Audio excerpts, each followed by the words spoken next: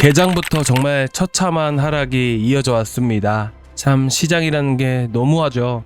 안 좋은 시기가 이렇게 찾아오게 되면 또 이제 블락스완이라고 해서 이렇게 안 좋은 악재들이 한 번에 또 몰아치는 것 같습니다. 일단은 최근까지만 해도 시장은 정말 안정된 분위기를 또 보여줬었는데 또 오늘 이렇게 하락할 수밖에 없었던 이유를 여러분들과 함께 분석해 가면서 결국 떨어진 이슈라는 게 있게 되면 그 이슈가 해소가 되어야 당연히 시장이 조금이라도 안정세를 또 보일 수가 있겠죠. 그래서 오늘 그 이유들을 분석을 하면서 과연 언제쯤 안정적인 흐름들이 나올 수 있을지, 어디가 또 바닥이 될 가능성이 높은지 오늘 자세하게 좀 말씀을 드리고자 하겠습니다. 자, 먼저 오늘 이제 미국 증시 또한 암호화폐 시장에 큰 영향을 미치게 되고 이더리움에 대한 이런 등락 역시나 암호화폐 시장 전체적으로 이제 미국 증시에 영향을 많이 받게 됩니다. 그렇기 때문에 우리가 나스닥에 대한 흐름들을 보는 건데요. 나스닥 또한 개장 시작부터 해가지고 아시아 증시의 영향 때문에 크게 하락을 했습니다.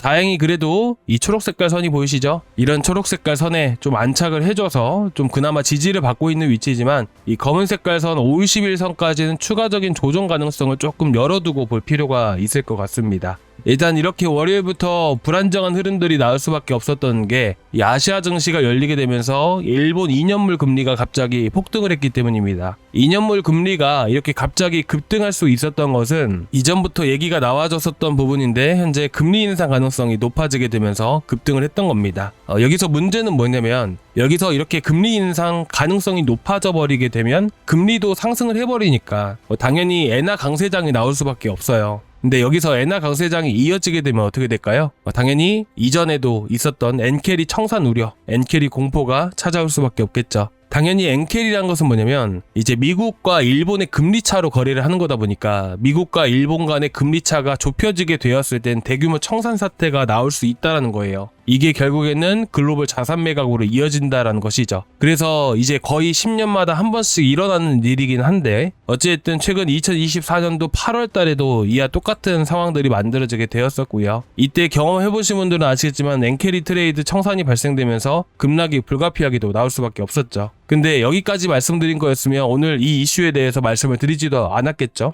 여기서 중요한 건 뭐냐면 과거에 엔캐리 당시에도 보시게 되시면 이 청산이라는 게, 이 매도 물량이라는 게 사실 무한대라는 게 아니잖아요. 그렇기 때문에 청산, 이 매도 물량이 제한적이다 보니까 보통 매도세가 나오게 되면 거기서 그 이슈는 거의 소멸이라고 보셨으면 좋겠습니다.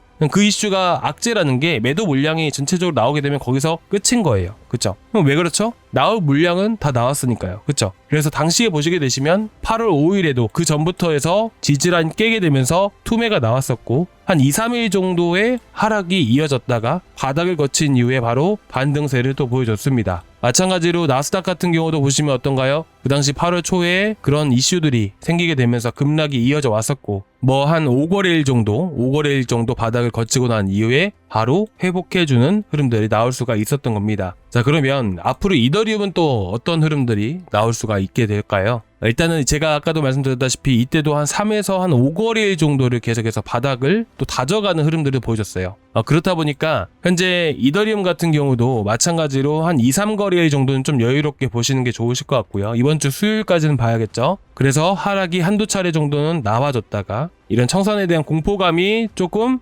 줄어들었을 때 다시 한 번 더 반등세를 보여주게 되면서 쌍바닥 형태를 띌 가능성이 높다라고 생각을 합니다. 그래서 지금 엔캐리에 대한 이슈들 때문에 현재 미국 증시도 낙폭이 확대돼 가고 있는 분위기이고, 그리고 이제 아무래도 저녁 정도에 방향이 이렇게 나온다라고 말씀드렸잖아요. 암호화폐 시장은 미국이 주도를 하고 있기 때문에 미국 증시가 열리는 시간대 방향이라는 게 결정이 됩니다. 그래서 미국 증시 같은 경우에 이렇게 10시, 11시 정도 넘어갔을 때부터 해서 방향이라는 게 나오다 보니까 아무래도 새벽 시간대 좀 더 낙폭이 확대될 가능성을 배제할 수가 없을 것 같습니다. 그리고 이제서야 공포감이라는 게 반영이 됐던 부분들이다 보니까 한 이틀 정도는 좀 더 추가적인 하락 가능성을 좀 더 열어두고 보되 현재 이전에 지켜줬었던 지지 라인들을 지켜주는지 이 여부가 상당히 중요할 것 같습니다. 그래서 제가 생각하고 있는 개인적인 의견으로는 뭐냐면 하루 이틀 정도는 공포감이 다시 한 번 더 반영이 되면서 400만원대를 찍을 수는 있겠지만 이탈하더라도 바로 회복해주는 흐름들을 보이게 되면서 바닥을 다시 한 번 더 다져가는, 바닥을 형성하는 쌍바닥 형태의 흐름들이 만들어질 가능성이 높다라고 생각을 하고 있습니다. 자, 그리고 이제 개장 전부터 9시부터 해서 크게 급락이 나와줬었잖아요. 나스닥도 똑같은 그 시간대에 급락이 나와줬었어요. 근데 암호화폐 시장 같은 경우에는 좀 많이 하락을 할 수밖에 없었던 이유가 보시다시피 스트래티지 CEO가 비트코인 매도는 최후의 선택이라고 얘기를 했었죠. 매도 가능성을 시사를 하게 되면서 크게 하락을 했던 부분들이에요. 자, 그만큼 저는 이렇게 말씀을 좀 드리고 싶어요.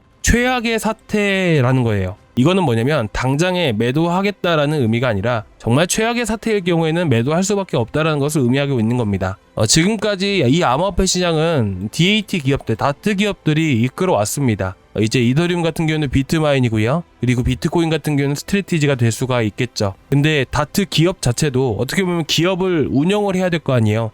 기업을 운영하는 입장에서 비용이라는 건 당연히 들 수밖에 없기 때문에 사실상 기업을 계속해서 운영을 하기 위해서는 이런 시장이 비트코인이 그리고 이더리움이 하락을 하게 된다면 당연히 매도를 할 수밖에 없는 상황들이 만들어지게 돼요. 그래서 이런 단점이라는 게 분명히 있을 수 있겠지만 결국 다시 한 번 더 시장이 살아났을 경우에는 굳이 매도를 하지 않을 가능성 또한 높다라는 것이죠. 그래서 지금 당장에 지금 스트래티지에 대한 악재가 1월 15일까지 있기 때문에 암호화폐 시장이 이전처럼 변동성이 강해지게 되면서 급격하게 살아나기보다는 1월 15일까지는 바닥을 형성하고 한두 달 정도는 계속해서 횡보하는 흐름들이 나올 가능성이 높다라고 생각을 하고 있습니다. 그래서 이번 금리 인상과 관련해서는 단발성 악재로 해당되는 부분들이 있고 지금 계속해서 나올 수 있는 이런 악재들이 아직까지는 없습니다. 그래서 당분간 2-3개월 정도는 바닥을 횡보하는 흐름들이 나올 가능성이 높다. 이런 식으로 보시면 되실 것 같아요. 그리고 이전에도 말씀드렸지만 MSCI에 편출이 되게 되면 그에 따르는 물량들도 조금씩은 나올 수가 있어요. 물론 이제 스트래티지에 대한 악재들은 비트코인의 악재로 연결짓는 부분들이기 때문에 사실상 비트코인과는 큰 영향이 없을 것처럼 보이지만서도 투심에 영향을 줄 수 있기 때문이에요. 그래서 저는 이렇게 생각을 합니다. 한두 달 정도는 박스권을 만들게 되면서 횡보하는 흐름들이 나올 것이고 1월 15일에 스트래티지 편출 여부가 결정이 되었을 때 그때부터 해서 시장이 다시 살아 움직이느냐 아니면 다시 한 번 더 투매가 나오냐 이런 부분들이 결정될 가능성이 높다라고 생각을 합니다. 그래서 저는 지금 당장에 암호화폐 투자를 하시는 분들께 이런 말씀을 드리고 싶습니다. 1월 중순까지는 우리가 조금은 여유를 두고 우리가 천천히 바라봤으면 좋겠습니다. 왜냐면 지금 이렇게 하락한다고 해서 아무래도 지금 많은 분들이 스트레스를 많이 받고 계실 텐데 당장에 우리가 스트레스를 받는다고 해서 바로바로 올라갈 거였으면 진작 많이 올라왔겠죠. 좀 더 여유를 두고 보셨으면 좋겠고 그에 따른 우리가 대응 전략들 결국에는 하락이 있으면 상승이라는 것도 반드시 따라올 수밖에 없습니다. 그래서 저는 여러분들이 많이 스트레스를 그래도 많이 받지 않으셨으면 좋겠어서 이런 말씀을 드리는 거고 그리고 매도를 할 거였으면 진작에 매도를 했겠죠.